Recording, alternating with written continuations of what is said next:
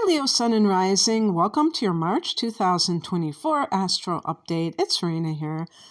As a fellow fire sign, being a Sun in Sagittarius, I know the feeling of going into a month where there are going to be multiple transits in a sign that trines us. So, in other words, a fellow fire sign.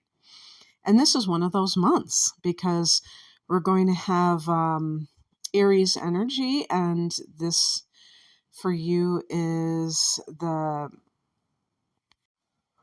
ninth house, which is a fire house in and of itself. This is Sag's domain. So this can indicate harmonious energy flow from your sun or ascendant to these transing planets.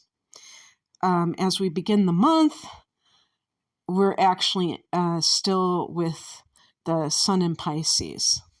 And so that is kind of, well, I was going to say kind of, but it's a lot different energetically. But there are some similarities that I have drawn in the past between the 8th and 9th houses, namely the spiritual connection. The 8th house is more the occult, which means hidden.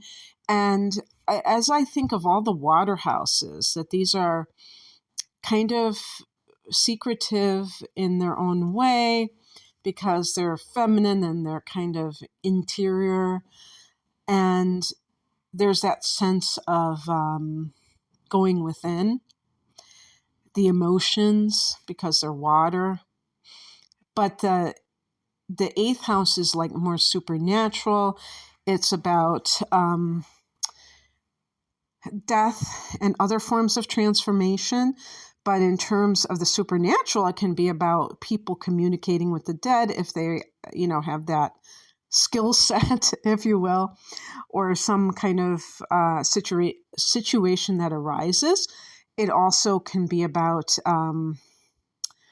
when I talk about this idea of transformation, spiritual transformation is our personal alchemy, and that can mean something to do with shamanism, paganism, where the person is doing different practices that transform us from within, rather than, the 9th house is more about these religions that have their own philosophical framework attached to them that you could call dogma,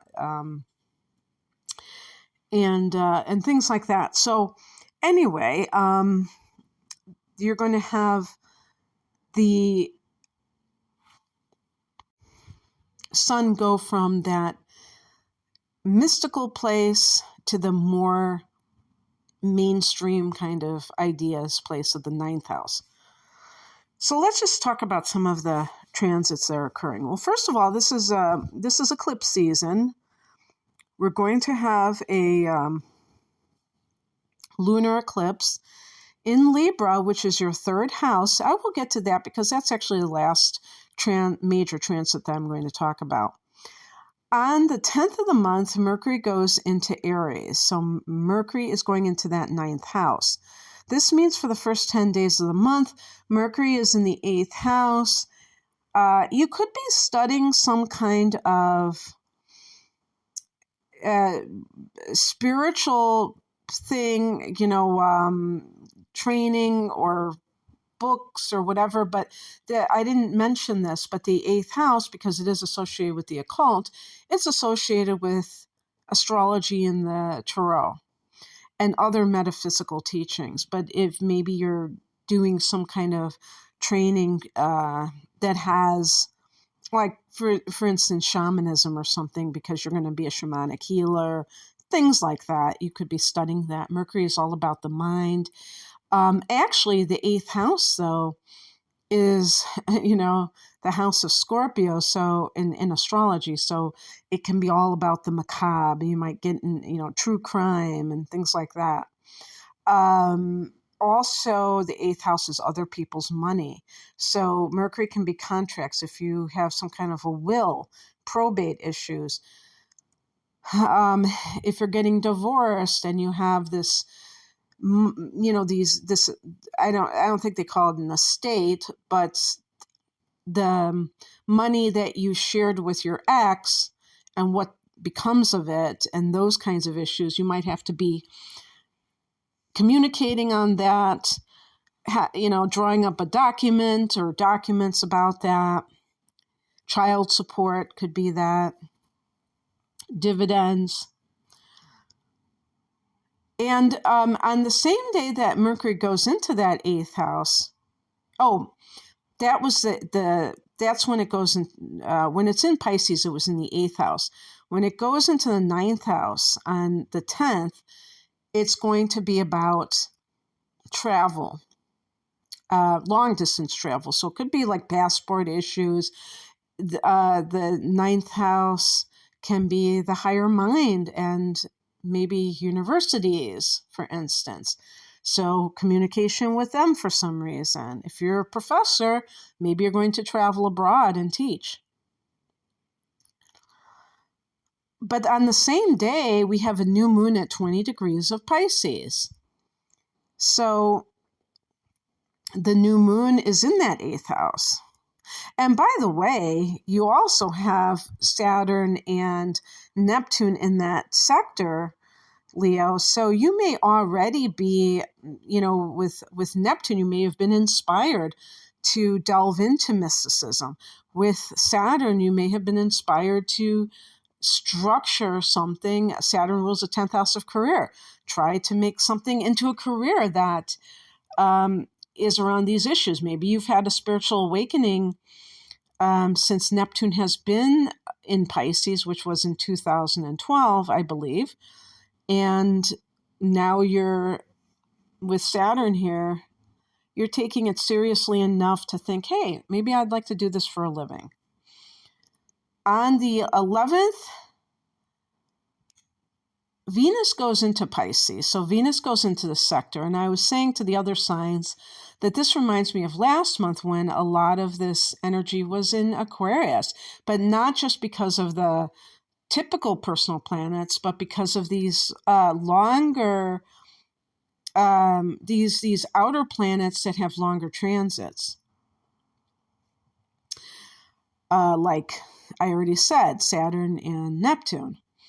But Venus goes here, so there's a party in that 8th house in the month of March. It's so funny because before I was set to do your reading and I was thinking about the theme of this reading, the voice in my head said, if some of you know who Ralph Smart is, he has Infinite Waters. It's spiritual. It's like a kind of like a self-help, law of attraction type of a channel. And he always says diving deep, and that's exactly what this is. Venus in the 8th can bring money from other people to you, or money that you share with other people can benefit you. So your partner may get a raise. But again, all these other issues can lead to a payout of some sort. Venus in the 8th is great for intimacy in relationships. I always say the 7th house are the bells and whistles that are on the outside. The ring, the marriage contract. The 7th house is not only marriage, but legal affairs. The 8th house is the actual deep bonding that you experience when you're in a a legitimate relationship. I shouldn't characterize it that way, but in a relationship that is authentic, that is really not just shallow or, living on the surface. On the 19th, the sun goes into Aries, and that's at 9th house. You may feel more optimistic, expansive, like you might be dreaming big or making plans to go somewhere that makes you feel like far away, that makes you feel like you're totally opening up your world. On the 22nd, Mars goes into that 8th house, into Pisces. And by the way, this is a general reading, so when these things happen exactly for you may differ because of your cusp degrees. And the 8th house can be sex. I'm just going to try to be very candid and tasteful about that, but yeah, so some people may be very randy, but I feel like it's more of a, somebody described this as sex magic. It's more meaningful. The 5th house is sex for pleasure. The 8th house can be sex for bonding or for transcendence or something like that.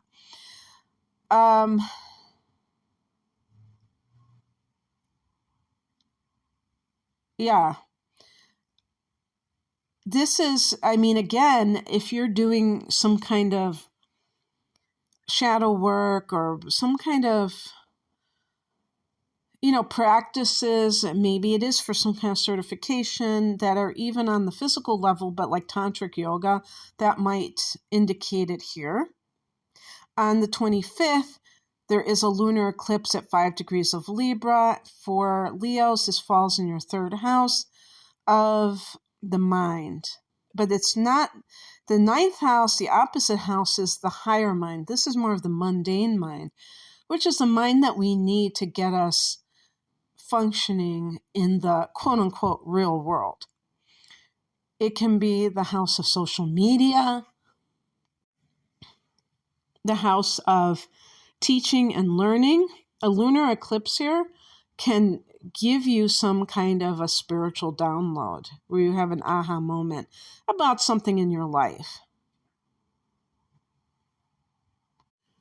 And this can help you to really understand certain things that have been going on, because at all full moons, there can be some kind of secrets that are revealed, and sometimes secrets that are spilled unintentionally.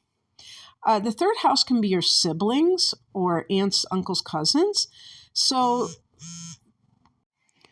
for some people, if they have had trouble with a sibling, and remember, you have this 8th house cluster going on there, so that could revolve around family money.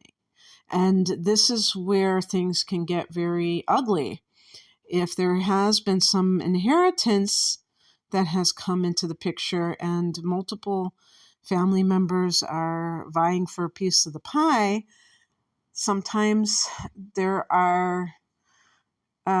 like a member of the family, maybe a brother or sister, who is not an honest broker and who is trying to get the lion's share of it. Pardon the pun, knowing that you're a Leo. So you might just say, okay, I'm done with that. Or you finally see a light because they have managed to pull the wool over your eyes. So it could be that as well.